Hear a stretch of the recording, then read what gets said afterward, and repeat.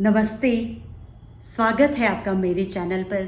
आज मैं आपको लेके चलती हूँ संस्कार वैभव संगोष्ठी में। जी हाँ, आज 11 सितंबर है और रेणु बालाजी के निवास स्थान पर श्रीमती मीना जैन जी की अध्यक्षता में आज हमारी वार्षिक संगोष्ठी होने वाली है, जिसमें मुख्य अतिथि के रूप में श्री महात्मा गांधी हिंदी विश्वविद्यालय के पूर्व कुलपति श्री गिरीश्वर मिश्र जी हमारे मुख्य अतिथि के रूप में आज होंगे।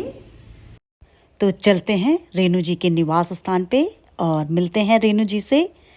ये रही रेणु जी और ये रहा इनका खूबसूरत सा आशियाना जहाँ पे आज हमारी गोष्ठी होने वाली है। तो रेणु जी ने बहुत ही सुंदर आज सजा के रखा है, बहुत अच्छी तैयारी की है और माँ शारदे को करते हैं प्रणाम और मिलवाते हैं संस्कार वैभव के सदस्यों से, जो कि आज वाणी वंदना, स्वागत गीत और अपने उत्कृष्ट रचनाओं को प्रस्तुत करने वाले हैं। तो अभी हमारे मुख्य अतिथि आ चुके हैं, तो हम अपनी अध्यक्ष मीना जैन जी के साथ उनका स्वागत करते हैं। डॉक्टर गिरीश्वर मिश्र जी हमारे बीच उपस्थित हैं, हमारे लिए बड़े हर्ष की बात है और सुंदर व्यवस्था आशा जी की ओर से आज रखी गई है। तो हम सभी बहुत आनंदित हैं, हर्षित हैं। अपने 15 वर्ष संस्कार वैभव में पूर्ण किए हैं और आज 16वें वर्ष के प्रवेश द्वार पर हम लोग खड़े हैं।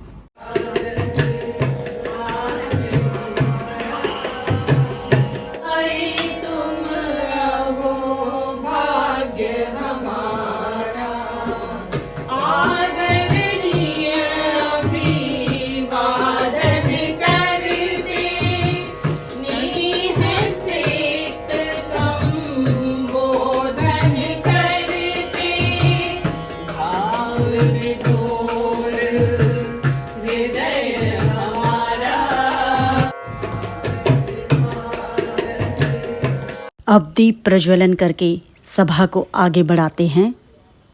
जलालू दीप भावना के आंगन में, एक दीप साधना के आसन पर, एक दीप उपासना के मंदिर में। दीप जलाएं ज्ञान के प्रकाश का, एक दीप जलाएं शांति प्रेम विश्वास का।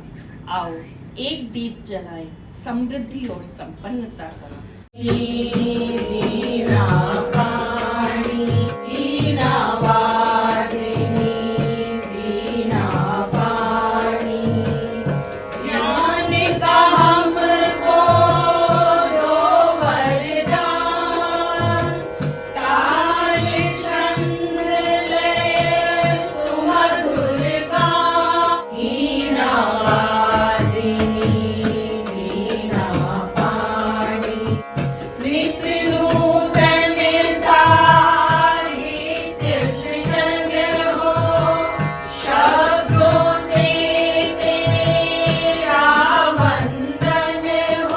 राष्ट्रभाषा का उत्सव है, राष्ट्रभाषा पर हमको अभिमान। संस्कार कलश कर में लेकर निभाते वैभवशाली परंपराएं, रचनात्मक गतिविधियों की धूम, हिंदी में आज 10 दिशाएं। संगीत गीत कविता कहानी, ललित कलाओं के विविध आयाम, शब्दों की निर्झरिणी बहती, यही दिखते राधा घनश्याम मनाने जा रहे हैं।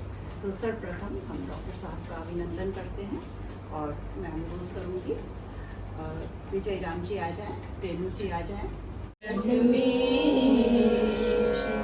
मात पिता के तुम प्यारे, आशीषों से हो मंगल कारज, रखना अपनी कृपा विशेष।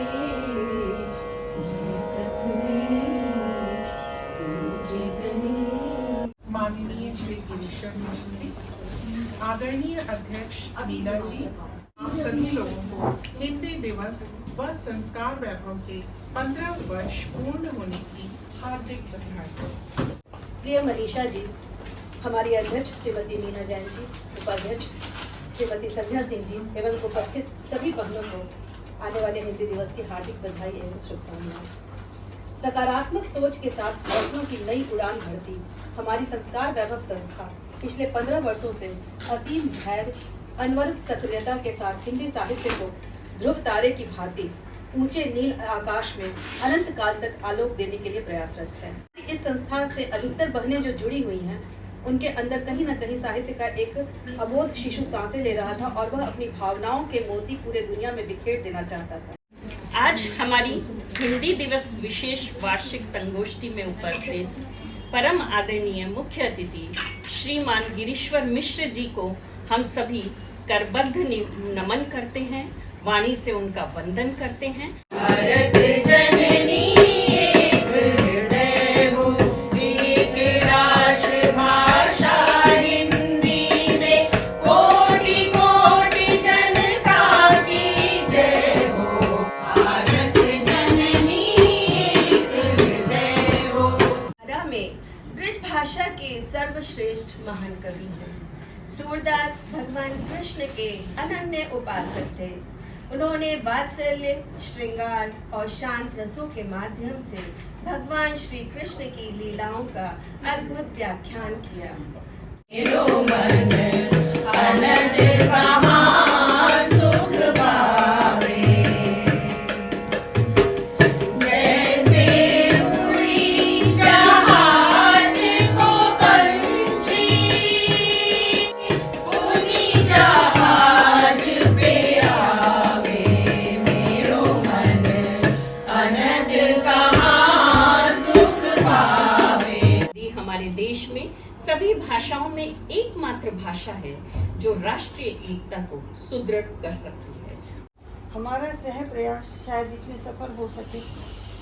भाषा किसी भी देश के लोक जीवन का प्रतिबिंब, वृद्धिशालिता का मापदंड एवं प्रतिध्वनि है। भाषा अनेक जगह के वासियों की भाषा में समाहित होकर अपनी पूर्णता को प्राप्त करती है और विश्व पटल पर अपना अस्तित्व स्थापित करती है। इसी निरंतर परिक्रिया में हमारे चिंतन और ज्ञान का विकास भाषा के विकास के साथ जुड़ जाता है। भाषा की अहम भूमिका रहती है। मानवीय और सामाजिक संरचना में भाषा का महत्वपूर्ण स्थान है। भाषा ही परस्पर संवाद अदायगी का माध्यम है। हिंदी हमारी मातृभाषा है तो हमारी अस्मिता, धर्म और संस्कृति की पहचान है। मातृभाषा हिंदी का प्रवाह नदी की भांति गतिमान है। वह अपनी धारा की निरंतरता को बनाए हुए अविरल प्रवाहमान है। हिंदी केवल एक भाषा ही नहीं है, अपितु सभी क्षेत्रीय बोलियों की बड़ी बहन। देश में अनेक क्षेत्रीय बोलियां और भाषाएं हैं, किंतु उनका दायरा सीमित है। केवल हिंदी ही एकमात्र ऐसी बोली है जो भारत के सर्वाधिक क्षेत्रों में बोली और समझी जाती है। हिंदी किसी जाति विशेष की भाषा नहीं है। देशभक्तों के जी का जिगर देख लीजिए, देशभक्तों के जी का जिगर देख लीजिए, बनाएंगे विश्व गुरु ये दृढ़ देख लीजिए, बनाएंगे विश्व गुरु ये दृढ़ देख लीजिए। जो करते थे जुल्म धरा पर हमारी, वतन जहाँ है मेरी ललक देख लीजिए। धन्यवाद सर। सभी को मेरा नमन। संवेदनाओं ने जब ली अंगड़ाई, संवेदनाओं ने जब ली अंगड़ाई, पन्नों पर मुखर हो उठी अनुभूतियां मेरी। मनोभावों ने शब्दों को पुकारा, शब्दों ने फिर राह बनाई। शिथिल पड़े विचारों में स्फूर्ति की नवचेतना आई। आनंद, पीड़ा, प्रेम, माधुर्य, ओज से भरे अंतर्मन के स्वर आवेगों ने काव्यात्मक अभिव्यक्ति पाई। अभिव्यक्ति है, साधना व भक्ति है, युगों युगों से चलती आई अद्भुत रचना शक्ति है।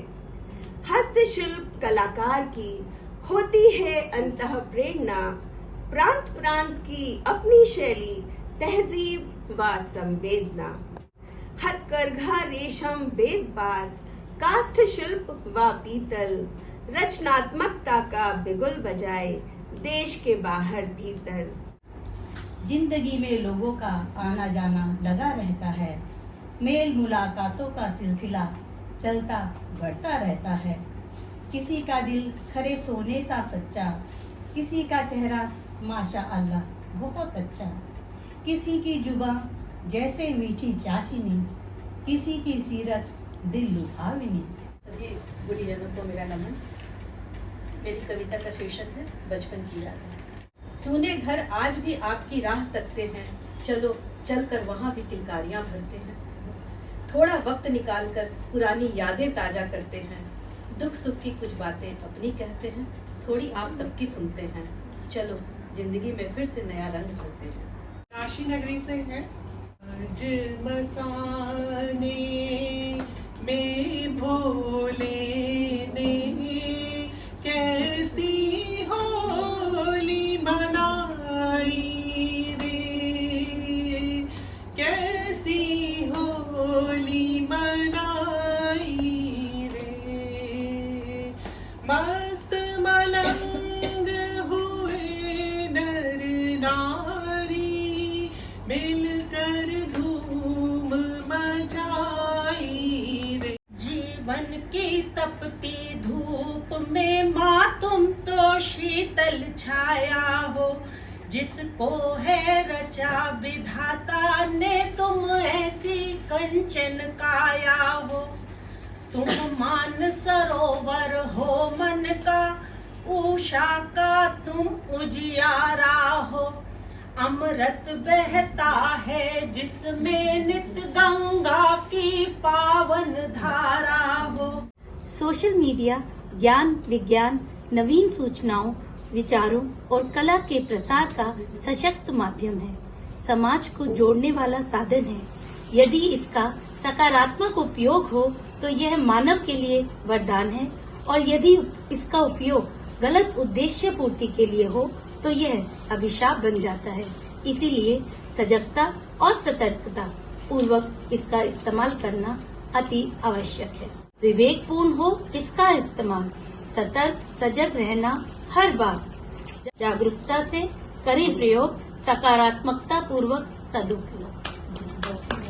गगन घन छाए पल्लव करे पुकार, घटा घिराई जैसे अनेक विषयों द्वारा जहाँ एक ओर हमें प्रकृति के सौंदर्य के साथ जोड़ा, वहीं दूसरी ओर दरकते पहाड़ जैसे विषय देकर प्राकृतिक आपदाओं के कारण वह समाधान पर भी विचार मंथन करवाया।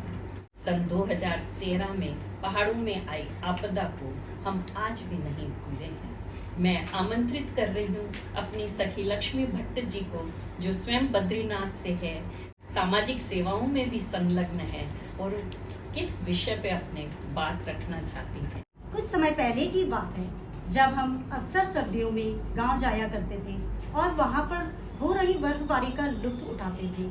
भी कुछ ही समय बीता है और आज जब हम मार्च अप्रैल में गांव जाते हैं तो ना ही बर्फ से ढकी चोटियां दिखती हैं और ना ही रोड के दोनों किनारे ग्लेशियर की ऊंची ऊंची दीवारें। पिछले कुछ सालों में ही छोटे से अंतराल में यह परिवर्तन संकेत है जलवायु परिवर्तन के विनाशकारी आरंभ का और ग्लोबल वार्मिंग की शुरुआत का।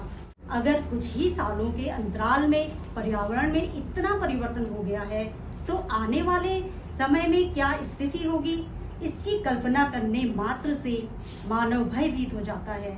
आज बड़े स्तर पर जलवायु परिवर्तन के कारण मिल रहे संकेतों से विश्व के ज्यादातर देश विचलित तो हैं, लेकिन अपने ही स्वार्थ के कारण इसको प्रभावशाली रूप से रोकने के लिए पर्याप्त प्रयास करने में रूप से असफल हैं।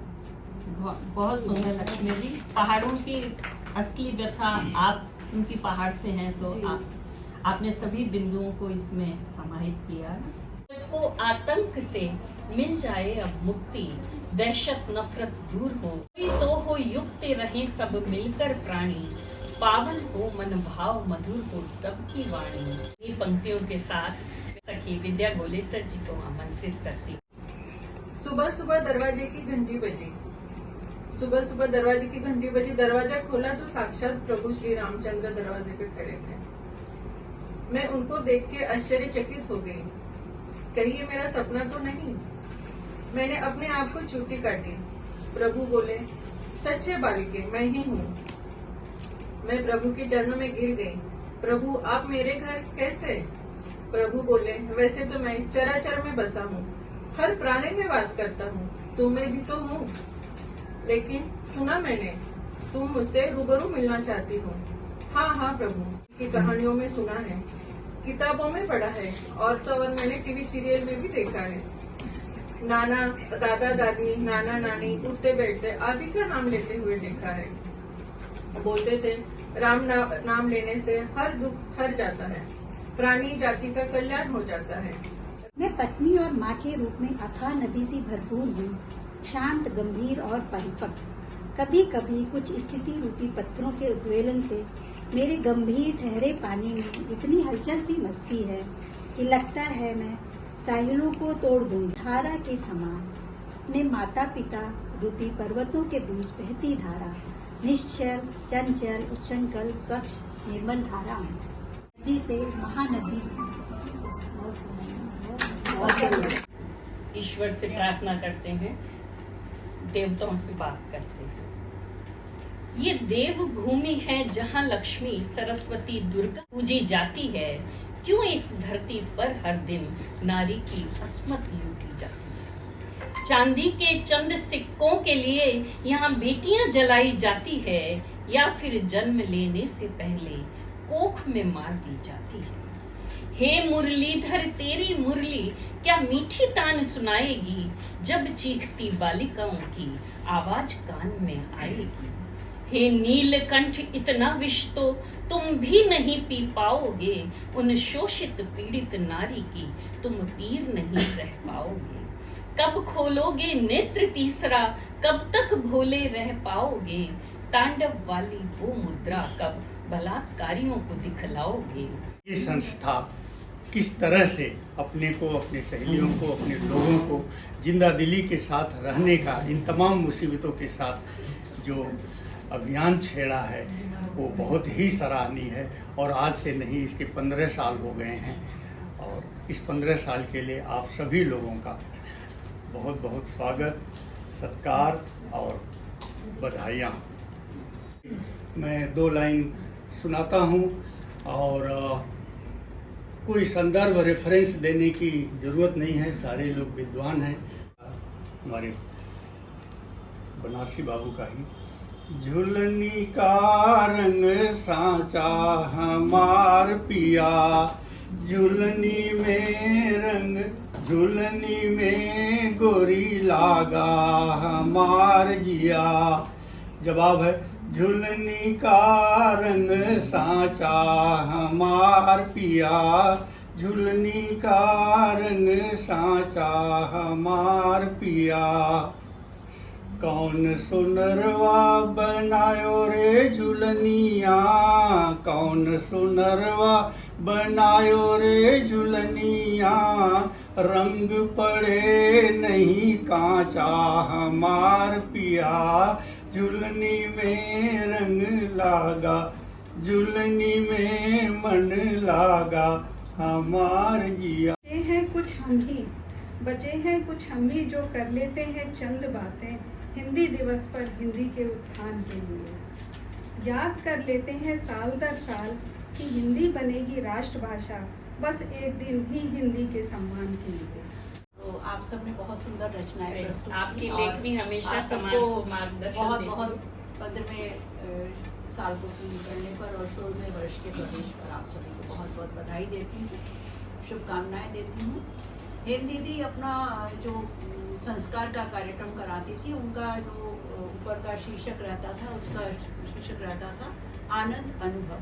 वे कहती थी वे अनुभव समेट कर रखिए जो हमें आनंद देते हैं, और ऐसी बातों को भूल जाइए जो कहीं न कहीं हमको दुख तकलीफ देते हैं।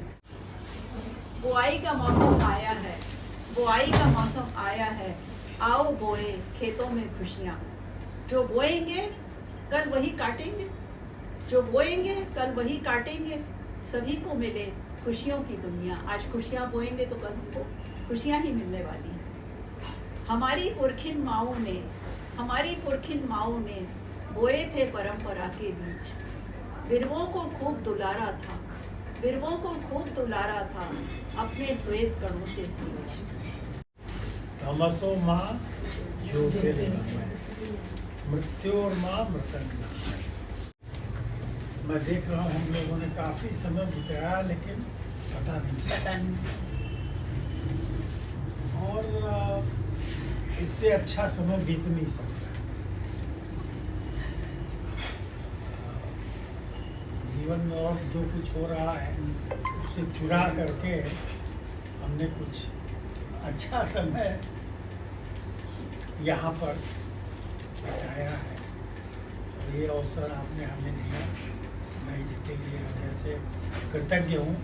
ये सचमुच ये एक उत्सव है जिसमें कि हम लोग शामिल हो गए हैं। लिखा है ना, निज भाषा उन्नति है, सब उन्नति को मूल, बिन निज भाषा ज्ञान के मिटत नहीं को शूल। आप सब लोग कहेंगे कि विजय जी तो विजय सबकी कर गए, इतना सुंदर सुनाया उन्होंने, और कहा हम लोग को बहुत सारा रस जो है, तो मिटत नहीं को शूल, अगर ये नहीं सुनाते तो ही का शूल जो है रह जाता है। मैं उनको भी बधाई देता हूँ कि कितनी रुचि से उन्होंने खोज के सुरक्षित हुआ हम लोगों को उसका रसपान कराया। मेरे हृदय के सरोवर में विकसय दुई अरविंद, दो कमल के फूल विकसित, मेरे ही सर में सदा विकसय दुई अरविंद, हरि पद रति सुरभित।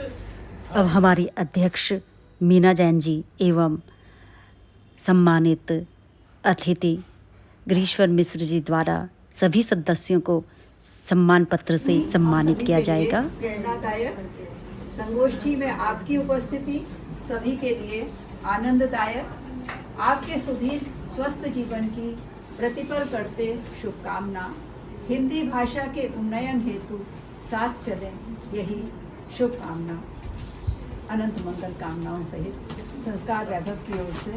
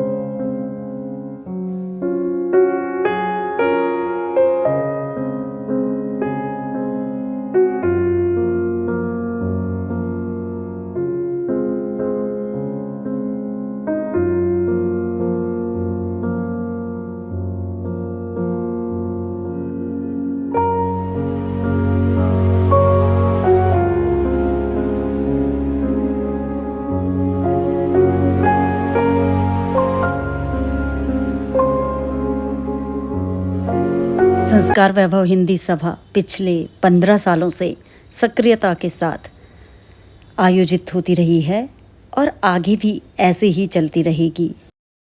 मिलते हैं जल्दी कुछ नए सांस्कृतिक आयामों के साथ।